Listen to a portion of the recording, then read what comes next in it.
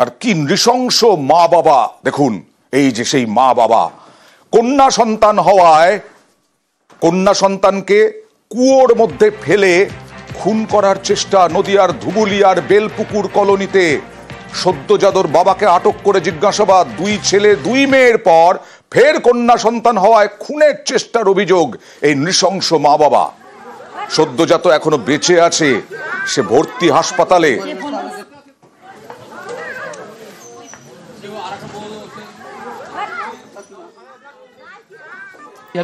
সকালবেলা যখন 8টা বাজে তখন আমি সকালবেলা দেখছি এদের বাড়িতে 2-1 জন রয়েছে, এরা কি কিছু একটা খোঁজাখুঁজি করছে। তা আমি জিজ্ঞাসা করছি যে কি হয়েছে, কি খুঁজছো, যে ছাগল ঠাগল কিছু পড়েছে নাকি। ওরা বলতে চাইছে না, তো অনেক জিজ্ঞাসা করার বললে যে আমার একটা বাচ্চা হয়েছে, কুয়ে ফেলে দিয়েছে। আমি কোথায় কুয়ে ফেলেছে, ঘরের পেছনে দিয়ে আমি আর পাশে বাড়িতে কাকিমা দেখতে গেলাম, হ্যাঁ কুয়ে একটা কিছু পড়ে রয়েছে সাদা রঙের, ঠিক আছে। তা আমি ভাবলাম যে বাড়ি থেকে একটা টর্চ নিয়ে আসি, ভালো করে দেখি। তা এর মধ্যে কুয়োর কাটা এক লোক আসলো, সে এসে বাচ্চাটাকে উদ্ধার করলো।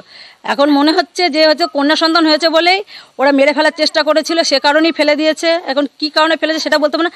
যতটা সম্ভব একটা বাচ্চা, সে যাই হোক, সে ফেলে দিয়েছে, এর জন্য একটা শাস্তির দরকার, অবশ্যই দরকার। কন্যা সন্তান হওয়ার পরে ও কি করে, সেই কুয়োর মধ্যে ফেলে দেয়।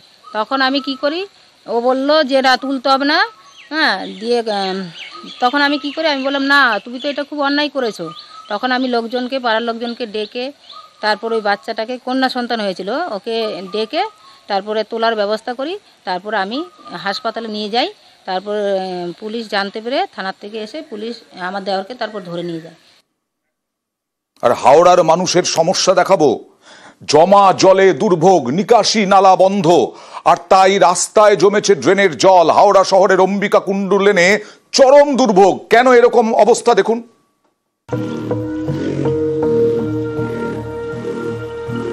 খটখটে রোদ, ভারী বৃষ্টি হয়নি, কিন্তু রাস্তায় জল জমে রয়েছে।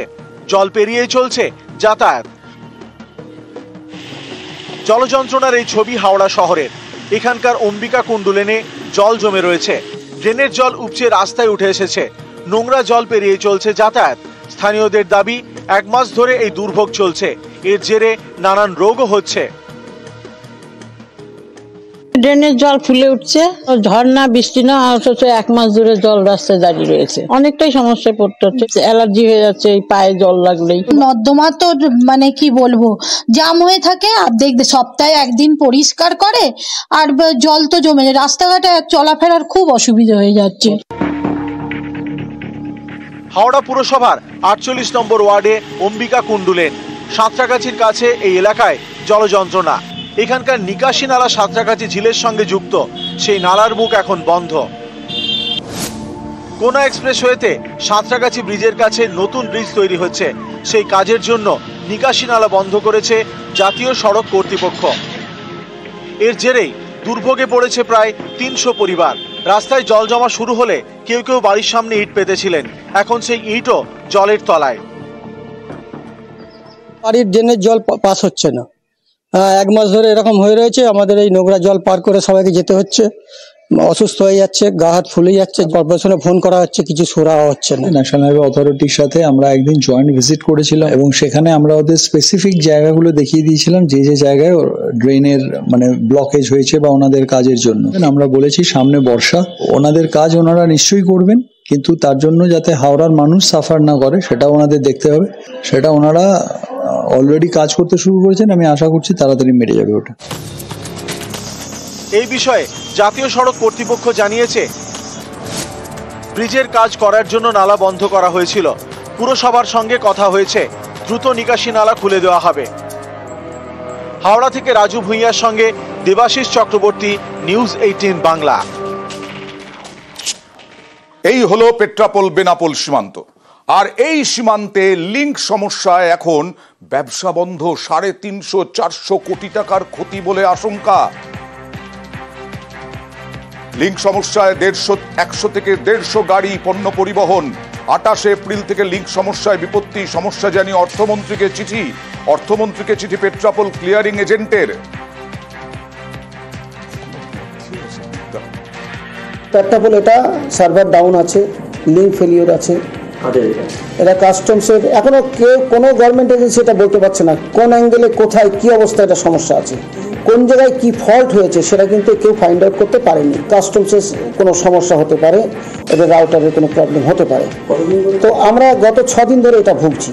পেট্রাপোলে এখানে যেটা দেখা যাচ্ছে লিঙ্ক প্রবলেমের জন্য এক্সপোর্ট হচ্ছে না। লাস্ট 5-6 দিন ধরে এসি সাহেবের সঙ্গে কথা বলেছি, বিভিন্ন কাস্টম অথরিটির সঙ্গে যোগাযোগ করেছি, তারা চেষ্টা করছে পেট্রাপোল ইন্টারনাল যে ডিভাইসগুলো এখানে ইউজ হয় ওই সফটওয়্যার অপারেট করার জন্য, সেই ডিভাইসগুলোর জন্য প্রবলেম এখানে, যার জন্য লিঙ্ক জেনারেট করতে পারছে না, এখান থেকে শিপিং বিল জেনারেট হচ্ছে না। যত তাড়াতাড়ি এই লিঙ্কের প্রবলেমটা সলভ করা যায়, সলভ করে ইমিডিয়েটলি আবার কাজ নর্মালভাবে কাজ চলে আসবে এখানে।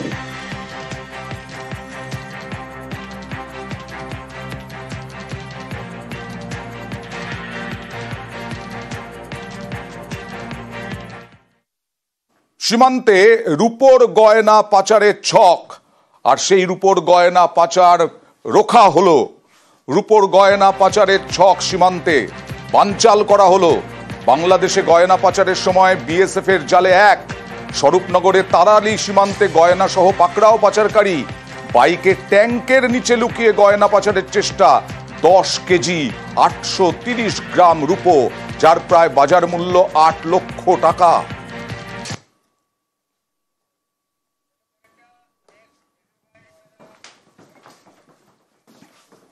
কোথাকার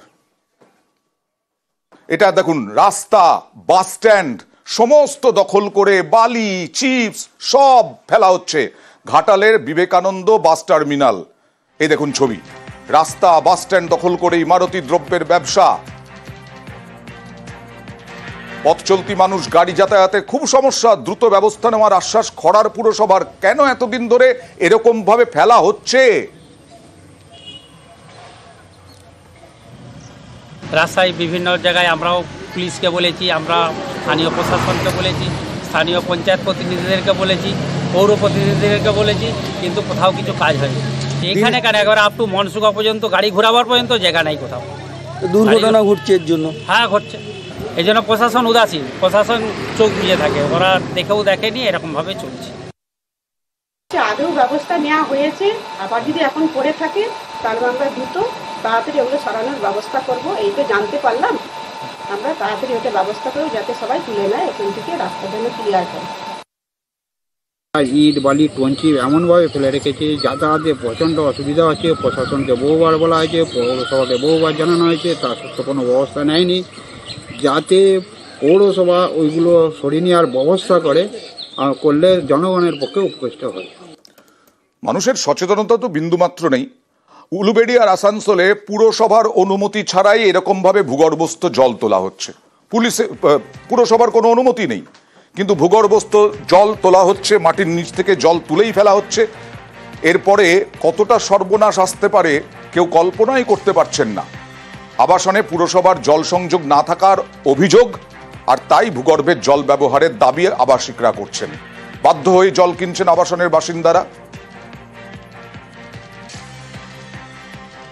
একটা ফ্ল্যাটে এখনো কিছু কাগজ মিউটেশন হয়নি। আমরা জল দেওয়ার জন্য পৌরসভা প্রস্তুত আছে। মিউটেশন হয়ে গেলে আমরা ওদেরকে পৌরসভার জল বাড়িতে বাড়িতে যেমন আমরা দিচ্ছি সেটা পৌঁছে দেবো। যে বোরিংটা হচ্ছিল সঙ্গে সঙ্গেই আমরা খোঁজ পাই, তৎপর হই, কাজ আমরা বন্ধ করে দিয়েছি।